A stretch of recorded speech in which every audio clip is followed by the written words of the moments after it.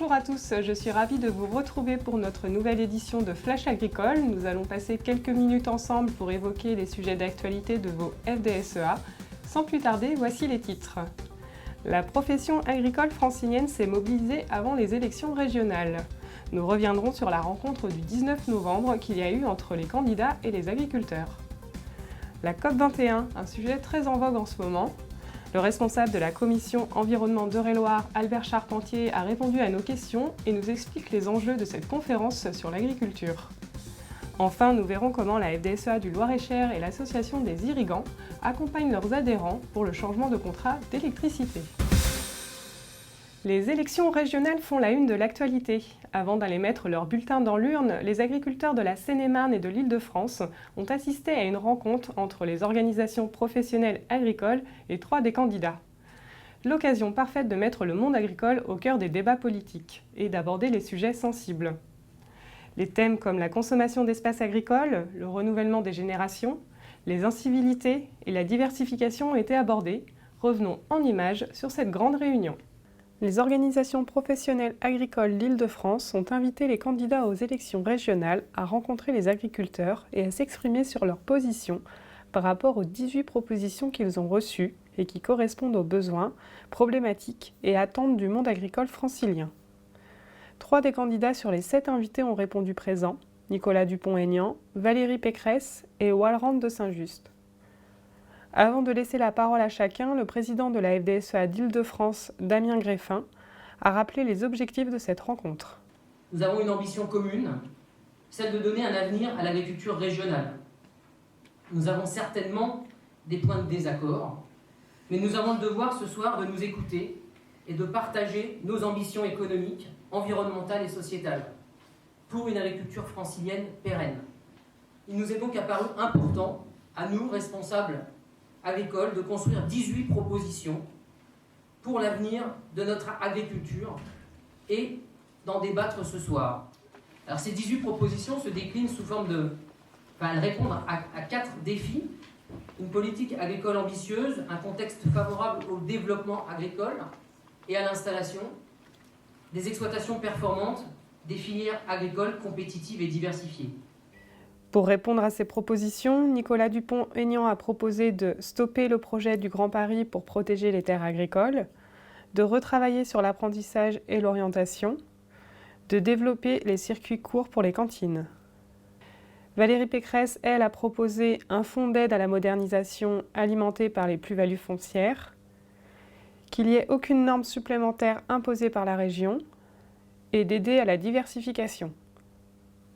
Quant à Walrand de Saint-Just, lui a proposé de créer des start-up dans le domaine agroalimentaire, de créer une convention pour le déneigement et l'éradication des plantes nuisibles, puis de stopper les incivilités dans les champs. Même si les agriculteurs n'ont pas eu les réponses à toutes leurs attentes, ils ont réagi en conséquence durant leur vote. La COP21, deuxième sujet qui fait la une de l'actualité. 196 pays réunis du 30 novembre au 11 décembre pour trouver un accord international sur le climat. L'agriculture est concernée par cet accord au même titre que d'autres secteurs d'activité au sujet de l'émission de gaz à effet de serre. Le président de la commission environnement de la FDSEA d'Eure-et-Loir, Albert Charpentier, nous explique les enjeux de cette COP21 sur l'agriculture et également comment les agriculteurs sont déjà engagés sur le terrain pour préserver l'environnement. L'agriculture est un secteur concerné comme tous les autres dans les négociations de la COP21. Pouvez-vous nous dire quels sont les enjeux pour votre secteur d'activité ? Alors, le principal enjeu, c'est de faire reconnaître les spécificités de l'agriculture dans cet accord, sachant que les défis sont multiples. Dans un avenir proche, nous serons obligés d'augmenter la production suite à la croissance démographique mondiale. Et nous devons prendre en compte aussi les aspects, du changement climatique. On nous présente quelquefois comme l'une des causes en fait, d'émissions de gaz à effet de serre. Mais en fait, on est plus victime et à la fois aussi une solution pour cette émission de gaz à effet de serre. Et vous avez des exemples justement à me donner, comme quoi vous êtes porteur de solutions ? Oui, alors en production céréalière, on a principalement la gestion de l'azote, qui permettra dans l'avenir de réduire les émissions de gaz à effet de serre. Et puis en élevage, on a le développement de la méthanisation qui va permettre aussi d'améliorer notre impact sur le changement climatique. D'accord. Alors, sur un angle plus syndical, quel rôle a la FNSEA au sein de ces négociations de la COP21 ?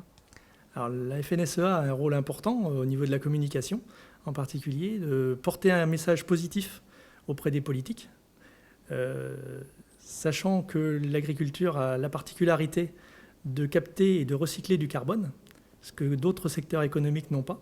Donc la FNSEA doit porter justement cette image de l'agriculture. La FNSEA doit aussi, porter un message pour encourager la recherche et l'innovation qui permettront à l'agriculture de s'adapter justement au changement climatique. D'accord. Et pour vous, à l'échelon vraiment plus local, quelles sont vos pratiques quotidiennes qui montrent votre engagement justement pour lutter contre ce réchauffement climatique ? Alors en ce qui concerne la gestion de l'azote, je suis correspondant Nitrate Moins depuis pratiquement le début de l'opération, qui remonte à plus de 20 ans maintenant. Et effectivement, ça me permet d'ajuster les apports d'azote pour réduire les gaz à effet de serre. Ensuite, j'ai réduit le travail du sol depuis maintenant pratiquement 15 ans, ce qui permet de stocker du carbone dans les sols et d'améliorer la structure des sols.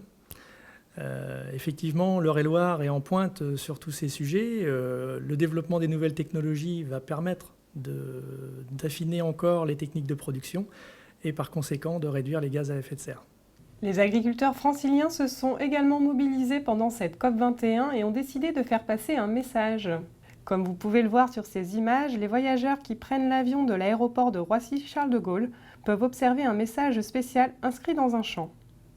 Ce message, qui a été pas mal relayé sur la toile via les réseaux sociaux, a pour vocation d'interpeller le public sur le rôle que l'agriculture peut jouer dans les questions climatiques. La déclaration sociale nominative se précise. Les employeurs devront fournir à l'avenir les informations concernant la paye directement à la MSA à travers un logiciel de paye certifié. Malgré le report de la date butoir de son application qui était le 1er janvier 2016, la FDSEA de la Seine-et-Marne, en partenariat avec la MSA, a maintenu ses 2 réunions d'information mi-novembre. Ces rencontres riches en échanges et en questions ont mobilisé une quarantaine d'exploitants agricoles. La FDSEA du Loir-et-Cher a signé une convention de partenariat avec Groupama pour des contrats groupes complémentaires santé responsables. Cette convention permet aux retraités, pré-retraités et bailleurs adhérents à la FDSEA de diminuer individuellement le coût de leur assurance santé. Les assemblées cantonales de la FDSEA d'Eure-et-Loir ont rythmé le mois de décembre. Les adhérents ont pu se retrouver pour visionner une rétrospective de l'année en vidéo, échanger sur l'actualité syndicale, puis mener une réflexion sur les problématiques locales rencontrées au sein des cantons.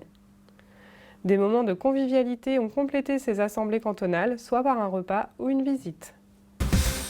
Choisir un nouveau contrat électricité qui correspond à ses besoins, c'est l'une des missions actuelles des agriculteurs. Avec la fin des tarifs réglementés pour les puissances supérieures à 36 kVA, les exploitants ont jusqu'au 1er janvier 2016 pour souscrire un nouveau contrat avec les fournisseurs d'énergie. La FDSEA et l'Association des irrigants du Loir-et-Cher accompagnent leurs adhérents pour leur faciliter l'accès aux meilleurs contrats en centralisant leurs demandes de devis, un vrai service rendu aux agriculteurs. Tout de suite, un reportage sur cette excellente initiative. La FDSEA du Loir-et-Cher et l'Association des irrigants travaillent depuis des mois pour préparer leurs adhérents au changement de contrat d'électricité de plus de 36 kVA. Démarche que les agriculteurs doivent accomplir avant le 1er janvier 2016. Pour les accompagner, la FDSEA du Loir-et-Cher a organisé plusieurs réunions et propose maintenant de centraliser les demandes de devis. Ces demandes sont communiquées aux 2 fournisseurs retenus suite à un appel d'offres, Lucia et EDF, et leurs tarifs sont transmis en retour aux adhérents avec un tableau comparateur. L'exploitant a alors tout en main pour choisir le bon contrat et réaliser des économies. Les agriculteurs intéressés peuvent encore utiliser ce service jusqu'à fin 2015 en envoyant leur dernière facture d'électricité et les feuillets de gestion de 2 années à l'adresse accueil@fdsea41.fr. Je termine cette édition par notre rubrique Le Chiffre. 3180, c'est le nombre d'éleveurs qui ont rempli les critères pour toucher l'aide de la région Centre-Val de Loire. Vous pouvez voir apparaître à l'écran la répartition par département.